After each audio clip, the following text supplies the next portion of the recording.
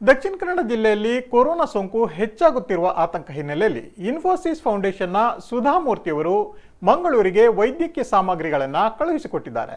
ಈ ಬಗ್ಗೆ ನಿಮಗೆ ಧನ್ಯವಾದ ಎಂದು ಮಂಗಳೂರು ನಗರ ಪೊಲೀಸ್ ಆಯುಕ್ತ ಡಾಕ್ಟರ್ PS ಹರ್ಷ ಹೇಳಿದ್ದಾರೆ. ಟ್ವೀಟ್ ಮಾಡಿರುವ ಹರ್ಷ ಅವರು ದಕ್ಷಿಣ ಕನ್ನಡ ಜಿಲ್ಲಾಡಳಿತದ ಪರವಾಗಿ ಮಂಗಳೂರು ಪೊಲೀಸರ ಕರೆಗೆ ಸುಧಾಮೂರ್ತಿಯವರು ಸ್ಪಂದಿಸಿದ್ದಾರೆ. ನಾವು ಮನವಿ ಸಲ್ಲಿಸಿದ 36 ಗಂಟೆಗಳಲ್ಲೇ 28 ಲಕ್ಷ ರೂಪಾಯಿಗಳ ಮೌಲ್ಯದ ವೈದ್ಯಕೀಯ ಸಾಮಗ್ರಿಗಳನ್ನು ಕಳುಹಿಸಿಕೊಟ್ಟಿದ್ದಾರೆ. ಅವರು ಕಳುಹಿಸಿದ ವೈದ್ಯಕೀಯ ಸಾಮಗ್ರಿಗಳು ಮಂಗಳೂರಿಗೆ ತಲುಪಿವೆ.